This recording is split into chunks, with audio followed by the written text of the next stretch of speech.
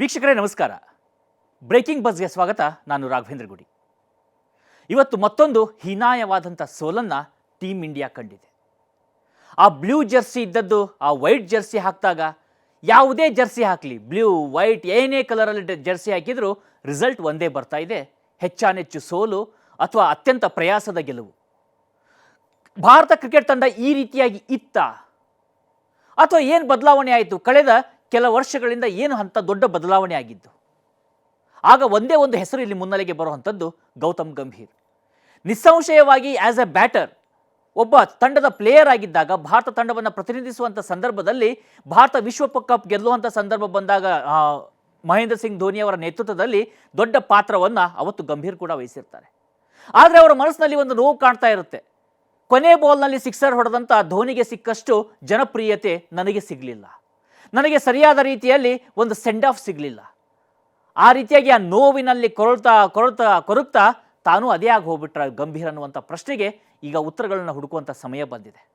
ಯಾಕಂದರೆ ಇವತ್ತಿನ ಸೋಲಿದೆಯಲ್ಲ, ಬರೋಬ್ಬರಿ 408 ರನ್ಗಳಿಂದ ಇವತ್ತು ಭಾರತ ಕ್ರಿಕೆಟ್ ತಂಡ ಟೆಸ್ಟ್ನಲ್ಲಿ ಸೋತಿದೆ. ಅದು ಭಾರತದಲ್ಲೇ ನಡೆದಂಥ ಪಂದ್ಯದಲ್ಲಿ, ಸೌತ್ ಆಫ್ರಿಕಾ ಅಂತ ಒಂದು ತಂಡದ ವಿರುದ್ಧ. ಅದಕ್ಕಾಗಿಯೇ ಇವತ್ತು ವಿರಾಟ್ ಕೊಹ್ಲಿ ಅವರ ಅಣ್ಣ, ಸಾಮಾನ್ಯವಾಗಿ ನಾವು ನೋಡ್ತೀವಿ, ವಿರಾಟ್ ಕೊಹ್ಲಿ ಇರ್ಬೋದು ಅಥವಾ ಅವರ ಕುಟುಂಬಸ್ಥರು ಇರ್ಬೋದು ಅಥವಾ ರೋಹಿತ್ ಶರ್ಮಾ ಇರ್ಬೋದು, ಯಾರೂ ಕೂಡ ಏನೂ ತಮ್ಮ ವೈಯಕ್ತಿಕ ಅಭಿಪ್ರಾಯವನ್ನು ಸೋಷಿಯಲ್ ಮೀಡಿಯಾದಲ್ಲಿ ಶೇರ್ ಮಾಡೋದಿಲ್ಲ. ಆದರೆ ವಿರಾಟ್ ಕೊಹ್ಲಿ ಅವರ ಅಣ್ಣ ಇವತ್ತು 2 ಟ್ವೀಟನ್ನು ಮಾಡಿರ್ತಾರೆ. ತದನಂತರದಲ್ಲಿ ಒತ್ತಡ ಹೆಚ್ಚಾಗಿದ್ದಕ್ಕೋ ಏನೋ ಗೊತ್ತಿಲ್ಲ, ಡಿಲೀಟ್ ಕೂಡ ಮಾಡಿದ್ದಾರೆ. ಹಾಗೆ ಟ್ವೀಟ್ ಮಾಡಿದಂಥ ಅವರು ಗಂಭೀರ್ ಅವರನ್ನು ಪರೋಕ್ಷವಾಗಿ ತರಾಟೆಗೆ ತೆಗೆದುಕೊಂಡಿದ್ದಾರೆ. ಹಾಗಿದ್ರೆ ಏನಾಗ್ತಾ ಇದೆ ಭಾರತ ಕ್ರಿಕೆಟ್ ತಂಡದಲ್ಲಿ, ಅದರಲ್ಲೂ ಟೆಸ್ಟ್ ಕ್ರಿಕೆಟ್ ತಂಡದಲ್ಲಿ ಅನ್ನೋದನ್ನು ವಿಸ್ತೃತವಾಗಿ ನೋಡ್ತಾ ಹೋಗೋಣ. ಅಷ್ಟಕ್ಕೂ ವಿರಾಟ್ ಕೊಹ್ಲಿ ಅವರ ಸಹೋದರ ತರಾಟೆ ತೆಗೆದುಕೊಂಡಿದ್ಯಾಕೆ? ಉತ್ತರವನ್ನು ಕೊಂಡುಕೊಳ್ಳುವಂಥ ಒಂದು ಪ್ರಯತ್ನವನ್ನು ಮಾಡೋಣ. ಮೊದಲನೇದಾಗಿ ಇವತ್ತಿನ ಪಂದ್ಯದಲ್ಲಿ ಆಗಿದ್ದೇನು? ಸೋಲು. ಒಗ್ಗಟ್ಟಾದಂಥ ತಂಡ ಛಿದ್ರವಾಗಿದ್ದು ಮೇಲ್ನೋಟಕ್ಕೆ ಕಂಡು ಬರ್ತಾ ಇದೆ.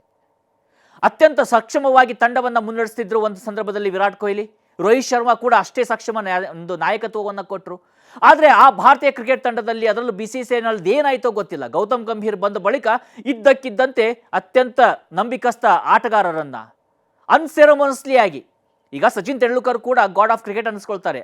ಅವರು ಹೋಗುವಂಥ ಸಂದರ್ಭ ಬಂದಾಗ, ರಿಟೈರ್ಡ್ ಆಗಿ ಘೋಷಣೆಯನ್ನು ಮಾಡಿದಾಗ, ಕೊನೆ ಪಂದ್ಯದಲ್ಲಿ ಅವತ್ತು ಇಡೀ ಭಾರತ, ಕೇವಲ ಭಾರತ ಕ್ರಿಕೆಟ್ ತಂಡ ಅಲ್ಲ, ಇಡೀ ವಿಶ್ವದ ಕ್ರಿಕೆಟ್ ಅಭಿಮಾನಿಗಳು ಜೊತೆಗೆ ನಿಂತಿರ್ತಾರೆ. ಆ ಸಂದರ್ಭವನ್ನು ಕಣ್ತುಂಬಿಕೊಳ್ತಾರೆ.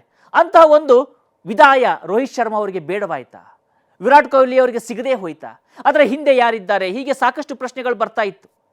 ಇದ್ದಕ್ಕಿದ್ದಾಗೆ ರೋಹಿತ್ ಶರ್ಮಾ ಮತ್ತು ವಿರಾಟ್ ಕೊಹ್ಲಿ ನಿವೃತ್ತಿಯನ್ನು ಘೋಷಿಸಿಬಿಡ್ತಾರೆ ತಮ್ಮ ಇನ್ಸ್ಟಾಗ್ರಾಮ್ ಪೋಸ್ಟ್ ಮೂಲಕವಾಗಿ. ಅಂಥ ಒಬ್ಬ ಗ್ರೇಟೆಸ್ಟ್ ಆಫ್ ಗ್ರೇಟ್ ಪ್ಲೇಯರ್ಸ್ ಅವರಿಬ್ಬರು ಆ ರೀತಿಯಾದಂಥ ಒಂದು ವಿದಾಯ ಘೋಷಿಸಬೇಕಿತ್ತ? ಹಾಗಿದ್ರೆ ಅದರ ಹಿಂದೆ ಏನಾಯಿತು? ಅಲ್ಲಿ ಯೋಚನೆಗಳು, ಆಲೋಚನೆಗಳು ಹೇಗಿತ್ತು? ಅದರ ದುಷ್ಪರಿಣಾಮವೇ ಇವತ್ತು ಭಾರತ ಕ್ರಿಕೆಟ್ ತಂಡದ ಮೇಲೆ, ಅದರಲ್ಲೂ ಟೆಸ್ಟ್ ಕ್ರಿಕೆಟ್ ತಂಡದ ಮೇಲೆ ಆಗ್ತಾ ಇದೆಯಾ ಅಂತ ಪ್ರಶ್ನೆಗಳು ಸಹಜವಾಗಿ ಮೂಡ್ತಾ ಇದ್ದಾವೆ. ಇದಕ್ಕೆ ಅಂಕಿ ಅಂಶಗಳ ಸಾಕ್ಷ್ಯ ಇದ್ದಾವೆ. ನಾವು ನೋಡ್ತಾ ಹೋಗೋದಾದರೆ ಇದಕ್ಕಿರುವಂಥ ಅಂಕಿ ಅಂಶಗಳ ಒಂದು ಗಮನಿಸ್ತಾ ಹೋಗಬೇಕು. ಮೊದಲನೇದಾಗಿ ಟೆಸ್ಟ್ ಕ್ರಿಕೆಟಲ್ಲಿ ಗಂಭೀರ್ ಅವರ ಅವಧಿಯಲ್ಲಿ ಭಾರತದ ಪರ್ಫಾರ್ಮೆನ್ಸ್ ಹೇಗಿದೆ?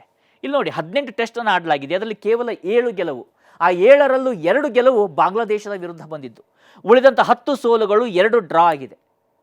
ಬಹುತೇಕವಾಗಿ ಸೋಲುವಂಥ ಪಂದ್ಯ ಹೇಗೋ ಒಂದು ಫೈಟ್ ಮಾಡಿ ಡ್ರಾ ಮಾಡಿಕೊಳ್ಳಲಾಗುತ್ತೆ. ಗೆಲ್ಲೋದಂತೂ ಅತ್ಯಂತ ದುರ್ಲಭ ಆಗ್ತಾ ಇದೆ. ಗೆಲ್ಲಬೇಕಾದ್ರೂ ಸಾಕಷ್ಟು ಫೈಟ್ ಮಾಡಿ ಗೆಲ್ಲುವಂಥ ಪರಿಸ್ಥಿತಿ ನಿರ್ಮಾಣ ಆಗಿದೆ ಭಾರತದಲ್ಲೇ ನಡೆದಿರುವಂಥ ಒಂದು ಸರಣಿಯಲ್ಲಿ. ಅದಕ್ಕಾಗಿ ಇವತ್ತು ವಿರಾಟ್ ಕೊಹ್ಲಿ ಅವರ ಅಣ್ಣ ಒಂದು ಟ್ವೀಟನ್ನು ಮಾಡ್ತಾರೆ. ಆ ಟ್ವೀಟ್ನಲ್ಲಿ ಅವರು ಕೇಳಿದ್ದೇನು? There was a time that we played to win even overseas conditions. ಅಂದರೆ ವಿದೇಶದಲ್ಲಿ ಆಡುವಂಥ ಸಂದರ್ಭದಲ್ಲೂ ಕೂಡ ಭಾರತ ಟೆಸ್ಟ್ ಕ್ರಿಕೆಟ್ ತಂಡ ಗೆಲ್ಲೋದಕ್ಕೋಸ್ಕರ ಆಡ್ತಾ ಇತ್ತು. ಇವತ್ತು ನಮ್ಮ ದೇಶದಲ್ಲೇ ನಡೆಯುವಂಥ ಪಂದ್ಯದಲ್ಲಿ now we are playing to save the match even in India. ಭಾರತದಲ್ಲಿ ನಡೆಯುವಂಥ, ತವರಿನಲ್ಲೇ ನಡೆಯುವಂಥ ಪಂದ್ಯವನ್ನು ಉಳಿಸಿಕೊಳ್ಳೋದಕ್ಕೆ ಹೋರಾಟವನ್ನು ಮಾಡುವ ಸ್ಥಿತಿ ಬಂದಿದೆ. This is what happens when you try to boss around and change thing unnecessarily which were not broken. ಅಂದರೆ ಎಲ್ಲವೂ ಸರಿ ಇರುವಂಥ ಸಂದರ್ಭದಲ್ಲಿ ವಿನಾಕಾರಣ ಬದಲಾವಣೆ ಮಾಡೋದಕ್ಕೆ ಪ್ರಯತ್ನ ಪಟ್ಟಾಗ ಇಂಥ ಒಂದು ರಿಸಲ್ಟ್ ಬರುತ್ತೆ. ಇದಕ್ಕೆ ಯಾರು ಹೊಣೆ? ನೀವು ಬಾಸ್ ಅರೌಂಡ್, ಯಾರು ಇಲ್ಲಿ ಬಾಸ್ ಆಗೋದಕ್ಕೆ ಪ್ರಯತ್ನವನ್ನು ಮಾಡ್ತಾ ಇದ್ದಾರೆ? BCCI ಬಿಟ್ಟು ಬೇರೆ ಯಾರು ಬಾಸ್ ಆಗ್ತಾ ಇದ್ದಾರೆ? ಹಾಗಿದ್ರೆ ಇವರು ಹೇಳ್ತಾ ಇರುವಂಥದ್ದು, ಇವರ ನೇರ ದೃಷ್ಟಿ ಇದ್ದಿದ್ದು ಗೌತಮ್ ಗಂಭೀರ್ ಮೇಲೇನಾ? ಯಾಕಂದರೆ ಗೌತಮ್ ಗಂಭೀರ್ ಯಾವಾಗಲೂ ಅವರ ಇಂಟರ್ವ್ಯೂವನ್ನು ನೋಡಿ ಒಂದು ಆ್ಯಂಗ್ರಿ ಯಂಗ್ ಮ್ಯಾನ್ ಆಗೋದಕ್ಕೆ ಹೋಗ್ತಾರೆ. ಎಲ್ಲರ ಮೇಲೆ ಕೋಪ, ತಾಪ, ಜೊತೆಗೆ ಒಂದು ನೋವನ್ನು ಕ್ಯಾರಿ ಮಾಡ್ಕೊಂಡೇ ಬರ್ತಾರೆ.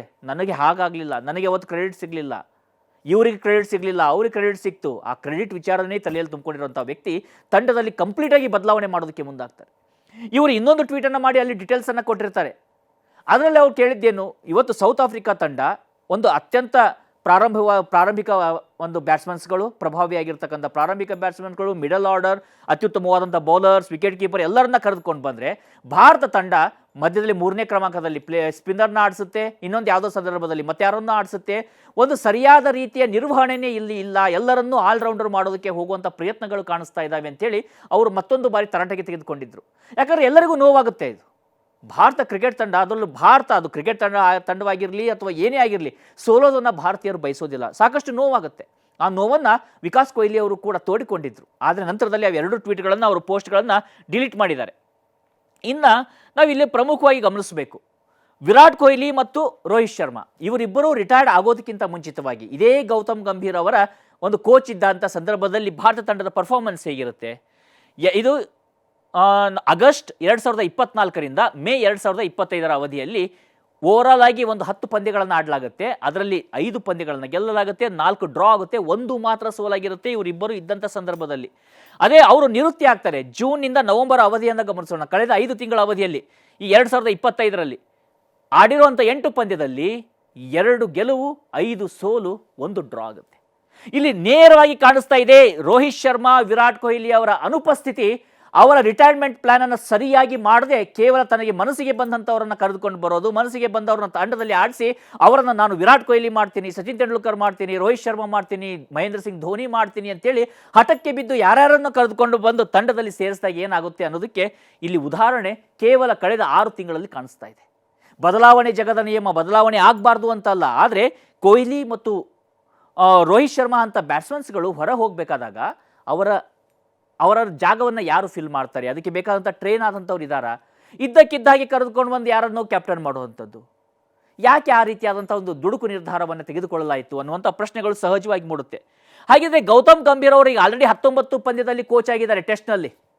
ಹೀಗಾಗಿ ನಾವು ಇವತ್ತು ಈ ಪ್ರಶ್ನೆ ಕೇಳ್ತಿದ್ದೀವಿ. ಪ್ರಾರಂಭಿಕದಲ್ಲಿ ಒಂದು 4-5 ಪಂದ್ಯಗಳಿದ್ದಾಗ ಹೆಚ್ಚು ಕಡಿಮೆ ಆಗ್ತಾ ಇರ್ತವೆ, ಯಾರು ಕೇಳೋದಕ್ಕೆ ಹೋಗೋದಿಲ್ಲ, 10 ಪಂದ್ಯ ಒಳಗೂ ತಡೆದುಕೊಳ್ಬೋದು. ಆದರೆ ಇವತ್ತಿನ ಕಾಂಪಿಟೇಟಿವ್ ಯುಗದಲ್ಲಿ 19 ಮ್ಯಾಚ್ಗಳಾಗಿದ್ದಾವೆ ಟೆಸ್ಟ್ನಲ್ಲಿ. ಈಗ ಗೌತಮ್ ಗಂಭೀರ್ ಕೋಚ್ ಆಗಿ ಭಾರತ ತಂಡವನ್ನು ಸೇರಿಕೊಂಡ ಬಳಿಕ ಅದರಲ್ಲಿ ಗೆದ್ದಿರೋದು ಎಷ್ಟು ಭಾರತ? ಕೇವಲ 7, ಸೋತಿರೋದು 10, ಡ್ರಾ ಆಗಿರೋದು 2. ಅವರ ವಿನ್ನಿಂಗ್ ಪರ್ಸೆಂಟೇಜ್ ಎಷ್ಟಿದೆ? 36.82. ಕೇವಲ 36% ಅವರ ಒಂದು ಗೆಲುವಿನ ಇರೋದು. ಅಂದರೆ ಕಳೆದ 10 ಕೋಚ್ಗಳೊಂದು 4-5 ಕೋಚ್ ಅಥವಾ 10 ಕೋಚ್ಗಳನ್ನು ಅವಧಿಯನ್ನು ನಾವು ಗಮನಿಸ್ತಾ ಬಂದರೆ ಅದರಲ್ಲಿ ಅತ್ಯಂತ ಕಳಪೆ ಆಗಿರ್ತಕ್ಕಂಥ ರಿಸಲ್ಟ್ ಬಂದಿರೋದು, 2ನೇ ಕಳಪೆ ರಿಸಲ್ಟ್ ಬಂದಿರೋದು ಗೌತಮ್ ಗಂಭೀರ್ ಅವರ ಅವಧಿಯಲ್ಲಿ. ರಾಹುಲ್ ದ್ರಾವಿಡ್ ಅವರು 24 ಪಂದ್ಯದಲ್ಲಿ ಕೋಚ್ ಆಗಿರ್ತಾರೆ. ಟೆಸ್ಟ್ ಪಂದ್ಯದಲ್ಲಿ 14 ಭಾರತ ತಂಡ ಗೆಲ್ಲುತ್ತೆ. 14 ಪಂದ್ಯಗಳನ್ನು ಭಾರತ ತಂಡ ಗೆಲ್ಲುತ್ತೆ, 7 ಸೋಲಾಗುತ್ತೆ, 3 ಡ್ರಾ ಆಗಿರುತ್ತೆ. ಅವರ ಒಂದು ಗೆಲುವಿನ ಪರ್ಸೆಂಟೇಜ್ ಎಷ್ಟು? 58.33. ರಾಹುಲ್ ದ್ರಾವಿಡ್ ಅವರು ಆಟವಾಡುವಾಗಲೂ ಅಷ್ಟೇ ಕಂಪೋಸ್ ಆಗಿದ್ದರು, ಕೋಚ್ ಇದ್ದಾಗಲೂ ಅದೇ ಡಿಗ್ನಿಟಿಯನ್ನು ಮೇಂಟೈನ್ ಮಾಡ್ಕೊಂಡು ಹೋದರು. ಪಂದ್ಯದಲ್ಲಿ ಬದಲಾವಣೆಗಳನ್ನು ಮಾಡುವಾಗ, ತಂಡದಲ್ಲಿ ಬದಲಾವಣೆ ಮಾಡುವಾಗಲೂ ಕೂಡ ಅಷ್ಟೇ ಯೋಚಿಸಿ ನಿರ್ಧಾರ ತೆಗೆದುಕೊಳ್ತಾ ಇದ್ರು. ಅದರ ಪರಿಣಾಮ ಈ ಒಂದು ಗೆಲುವಿನ ಪರ್ಸೆಂಟೇಜ್ ಕಾಣಿಸ್ತಾ ಇದೆ. ಅವರ ಹಿಂದೆ ಇದ್ದಿದ್ದು ರವಿಶಾಸ್ತ್ರಿ ಅವರು ಬರೋಬ್ಬರಿ 43 ಪಂದ್ಯದವರೆಗೂ ಕೂಡ ಭಾರತ ಕ್ರಿಕೆಟ್ ತಂಡದ ಕೋಚ್ ಆಗಿರ್ತಾರೆ ಟೆಸ್ಟ್ನಲ್ಲಿ. ಅದರಲ್ಲಿ 25 ಗೆಲುವು ಬರುತ್ತೆ, 13 ಸೋಲಾಗುತ್ತೆ, 5 ಡ್ರಾ ಆಗುತ್ತೆ. ಅವರ ವಿನ್ನಿಂಗ್ ಪರ್ಸೆಂಟೇಜ್ ಕೂಡ 58.13. ನೋಡಿ ಹೇಗಿದೆ ಆ ಒಂದು, ನಾವು ಡಾಟಾವನ್ನು ನೋಡ್ತಾ ಇದ್ರೆ ಎಷ್ಟು ಕಳಪೆ ಆಗಿರ್ತಕ್ಕಂಥ ಒಂದು ಇಲ್ಲಿ ಕೋಚಿಂಗ್ ಆಗಿ ಸೇರ್ಕೊಂಡಿದ್ದಾರೆ, ಕೋಚ್ ಆಗಿ ಸೇರ್ಕೊಂಡಿದ್ದಾರೆ ಗಂಭೀರ್ ಅನ್ನೋದು ಯಾರಿಗಾದ್ರೂ ಕಾಣಿಸ್ತೇ ಇರೋದಿಲ್ಲ. ಇನ್ನು ಅವರ ಹಿಂದೆ ಇದ್ದಿದ್ದು ನಮ್ಮ ಅನಿಲ್ ಕುಂಬ್ಳೆ, ಜಂಬೋ. ಅವರ ಸಾಧನೆ ಅಂತೂ ಅದ್ಭುತವಾಗಿರ್ತಕ್ಕಂಥ ಸಾಧನೆ. ಅನಿಲ್ ಕುಂಬ್ಳೆ ಅವರು 17 ಪಂದ್ಯದಲ್ಲಿ ಅವರು ಕೋಚ್ ಆಗಿರ್ತಾರೆ ಭಾರತ ಟೆಸ್ಟ್ ಕ್ರಿಕೆಟ್ ತಂಡದಲ್ಲಿ. 17ರಲ್ಲಿ 12 ಗೆಲುವಾಗುತ್ತೆ, ಕೇವಲ 1 ಸೋಲು. ವೀಕ್ಷಕರೇ ನೆನಪಿಟ್ಕೊಳ್ಬೇಕು, 17 ಪಂದ್ಯ. ಗಂಭೀರ್ದೇನು ಹೆಚ್ಚಾಗಿ 2 ಪಂದ್ಯವನ್ನು ಎಕ್ಸ್ಟ್ರಾ ಆಗಿದೆ ಅನ್ನೋದು ಬಿಟ್ಟರೆ ಇಲ್ಲಿ 17 ಪಂದ್ಯದಲ್ಲಿ ಅವರು ಕೋಚ್ ಆಗಿರ್ತಾರೆ ಅನಿಲ್ ಕುಂಬ್ಳೆ ಅವರು. ವಿರಾಟ್ ಕೊಹ್ಲಿ ಅವರ ಜೊತೆಯಲ್ಲಿ ಆ ಸಂದರ್ಭದಲ್ಲಿ ವಿರಾಟ್ ಕೊಹ್ಲಿ ತಂಡದಲ್ಲಿ ಅತ್ಯಂತ ಬಲಶಾಲಿ ಆಗ್ತಿರ್ತಾರೆ. ಅವರಿಗೆ ಸೆಟ್ ಆಗ್ತಿಲ್ಲ ಅನ್ನೋ ಕಾರಣಕ್ಕೇ ಇವರು ರಾಜೀನಾಮೆ ಸಲ್ಲಿಸುವಂಥ ಪರಿಸ್ಥಿತಿ ಬರುತ್ತೆ ಅನಿಲ್ ಕುಂಬ್ಳೆ ಅವರು. ಆದರೂ ಕೂಡ 17 ಮ್ಯಾಚಲ್ಲಿ 12 ಗೆಲುವು ಇರುತ್ತೆ ಅವರು ಕೋಚ್ ಇದ್ದಾಗ, 1 ಸೋಲಾಗಿರುತ್ತೆ, 4 ಡ್ರಾ ಆಗಿರುತ್ತೆ. 70.59% ಗೆಲುವಿನ ಪರ್ಸೆಂಟೇಜ್ ಅನಿಲ್ ಕುಂಬ್ಳೆ ಅವರ ಅವಧಿಯಲ್ಲಿ ದಾಖಲಾಗುತ್ತೆ. ಇನ್ನು ಡಂಕನ್ ಫ್ಲೆಚರ್ ಅಂತ ಅತ್ಯಂತ ಕಳಪೆ ಕೋಚ್ ಲಿಸ್ಟ್ನಲ್ಲಿ ಇರುವಂಥದ್ದು ಡಂಕನ್ ಫ್ಲೆಚರ್ ಅನ್ಬೋದು. ಯಾಕಂದರೆ 39 ಪಂದ್ಯದವರೆಗೂ ಅವರು ಭಾರತ ಟೆಸ್ಟ್ ಕ್ರಿಕೆಟ್ ತಂಡದ ಕೋಚ್ ಆಗಿರ್ತಾರೆ. ಅದರಲ್ಲಿ ಭಾರತ 13 ಸೋಲುತ್ತೆ, 13 ಗೆಲ್ಲುತ್ತೆ, 17 ಸೋಲುತ್ತೆ, 9 ಡ್ರಾ ಆಗಿರುತ್ತೆ. ಅವರ ಪರ್ಸೆಂಟೇಜ್ ಎಷ್ಟು? 33.33. ಅಂದರೆ ಇಲ್ಲಿ ಡಂಕನ್ ಫ್ಲೆಚರ್ಗೂ ಗೌತಮ್ ಗಂಭೀರ್ಗೂ ಹೆಚ್ಚಾಗಿ ಏನು ವ್ಯತ್ಯಾಸ ಇಲ್ಲ. ಇಲ್ಲಿ 2 ಪಂದ್ಯ ಏನು ಗೆದ್ದಿದಾರಲ್ಲ, ಬಾಂಗ್ಲಾದೇಶದ ವಿರುದ್ಧ ಭಾರತ ಕ್ರಿಕೆಟ್ ತಂಡ ಗೆದ್ದಿರುವಂಥದ್ದು, ಟೆಸ್ಟ್ ಕ್ರಿಕೆಟ್ ತಂಡ.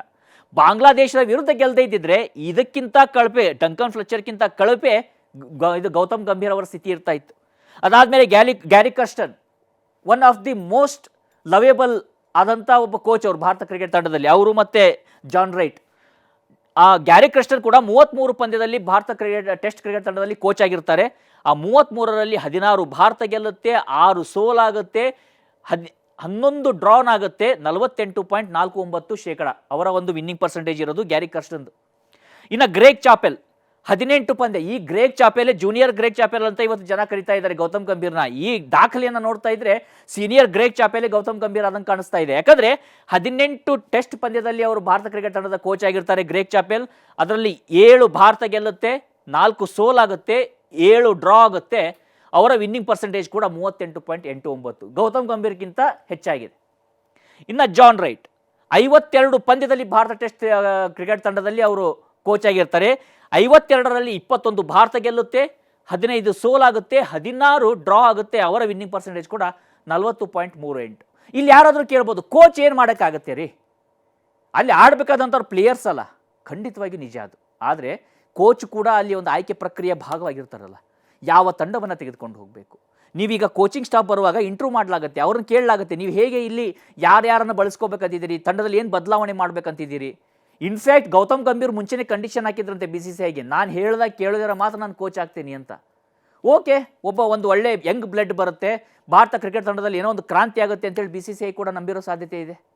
ಆದರೆ ಆಗ್ತಾ ಇರೋ ರಿಸಲ್ಟ್ ನೋಡಿದರೆ ತೀರಾ ಒಂದು ಅವಮಾನಕರವಾಗಿರ್ತಕ್ಕಂಥ ರಿಸಲ್ಟ್ ಇದು ಭಾರತ ಕ್ರಿಕೆಟ್ ತಂಡಕ್ಕೆ.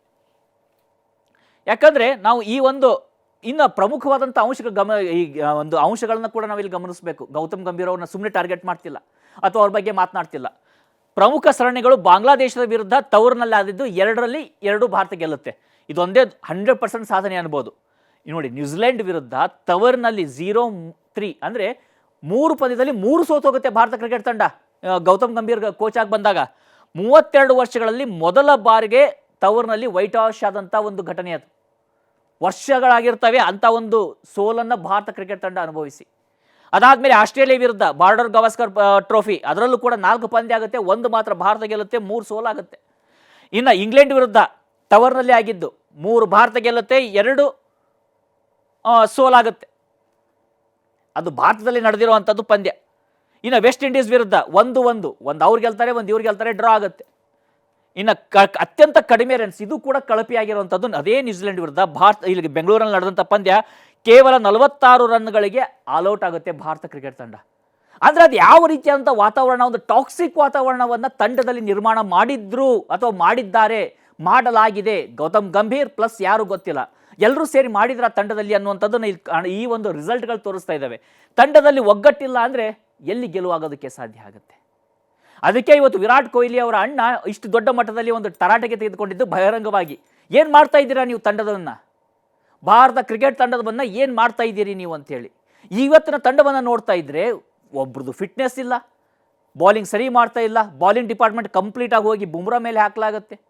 ಒಬ್ಬ ವ್ಯಕ್ತಿ ಎಷ್ಟಂತ ಪರ್ಫಾರ್ಮ್ ಮಾಡೋಕ್ಕಾಗುತ್ತೆ, ಹೆಲ್ತ್ ಏನಾಗುತ್ತೆ, ಉತ್ತಮವಾಗಿ ಆಡೋವಂಥವ್ರು ನನ್ನ ಕ್ಯಾಂಪಲ್ಲ ಅಂತ ಹೊರಗಡೆ ಇಡುವಂಥದ್ದು. ಈ ರೀತಿ ಮಾಡ್ತಾ ಹೋದರೆ ರಿಸಲ್ಟ್ ಎಲ್ಲಿಂದ ಬರುತ್ತೆ, ಹೇಗೆ ರಿಸಲ್ಟ್ ಬರೋದಕ್ಕೆ ಸಾಧ್ಯ? ಪಂತ್ ಅವರೀಗ ಕ್ಯಾಪ್ಟನ್ ಆಗಿದ್ದರು, ಯಾಕಂದರೆ ಕ್ಯಾಪ್ಟನ್ ಇಂಜೂರ್ ಆಗಿದ್ರು ಅಂಥೇಳಿ. ನೀವು ಮೊದಲು ಒನ್ಡೇದಲ್ಲಿ ಟೆಸ್ಟಲ್ಲಿ ಕ್ಯಾಪ್ಟನ್ ಅಂತೀರಿ, ಈಗ ಒನ್ಡೇದಲ್ಲೂ ಕ್ಯಾಪ್ಟನ್ ಮಾಡಿದ್ದೀರಿ.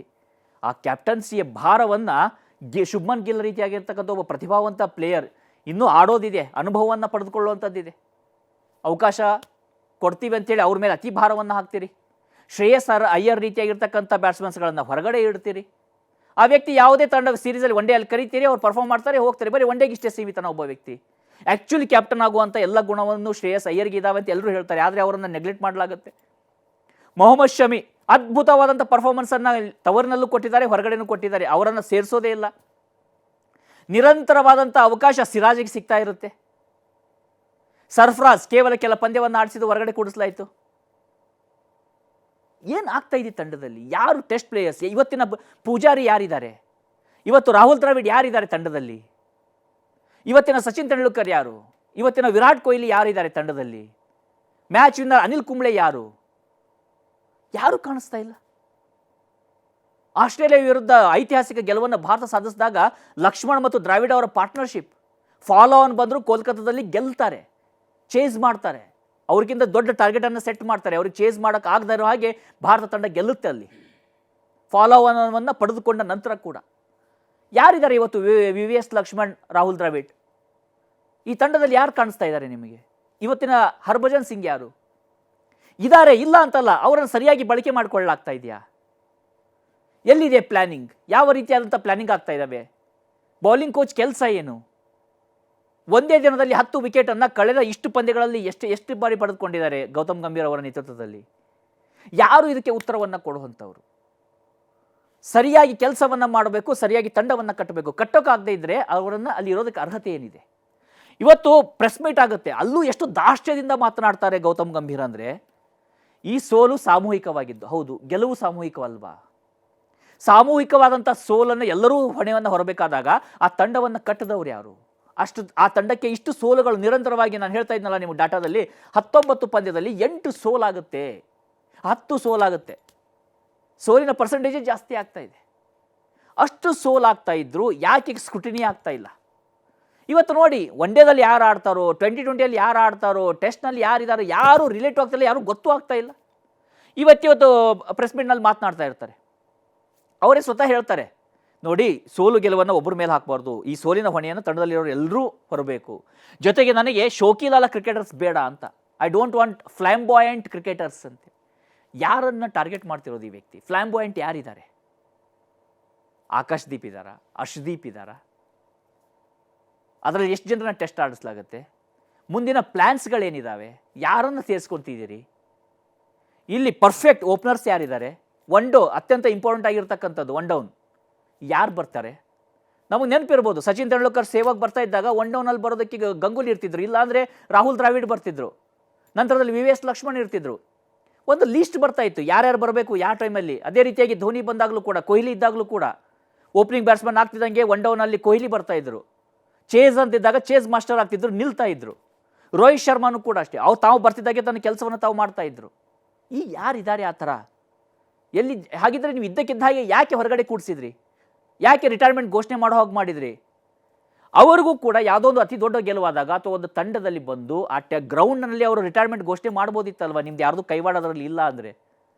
ಧೋನಿಗಿಂತ ಪರಿಸ್ಥಿತಿ ಬರಲಿಲ್ಲ, ಸಚಿನ್ ತೆಂಡೂಲ್ಕರ್ಗಿಂತ ಪರಿಸ್ಥಿತಿ ಬರಲಿಲ್ಲ, ಗಂಗೂಲಿಗೂ ಇಂಥ ಪರಿಸ್ಥಿತಿಯನ್ನು ತಂದರು ಇಲ್ಲಿ. ಆದರೆ ಕೊನೆಗೆ ಹೇಗೋ ಮಾಡಿ ಅವರು ಅದರಿಂದ ಹೊರಗಡೆ ಬರೋದಕ್ಕೆ ಸಾಧ್ಯ ಆಯಿತು. ಹಾಗಿದ್ರೆ ಈ ತಂಡಕ್ಕೆ ಇಲ್ಲಿ ಯಾವುದೇ ರೀತಿಯಾದಂಥ ಜವಾಬ್ದಾರಿ ಇಲ್ವಾ? ಆ ಜವಾಬ್ದಾರಿಯನ್ನು ಹೊರುವಂಥವ್ರು ಯಾರು? ಭಾರತ ಕ್ರಿಕೆಟ್ ತಂಡಕ್ಕೆ ಅಥವಾ BCCIಗೆ ಇದು ಅತಿ ದೊಡ್ಡ ಎಚ್ಚರಿಕೆ ಕೂಡ ಹೌದು. ಯಾವುದನ್ನು ಟೇಕನ್ ಫಾರ್ ಗ್ರಾಂಟೆಡ್ ತಗೋಬಾರ್ದು. ನೆಕ್ಸ್ಟ್ ಇನ್ನು IPL ಬರುತ್ತೆ, IPL ಮುಗಿದ್ಮೇಲೆ ಟೆಸ್ಟ್ ಬರುವಂಥದ್ದು.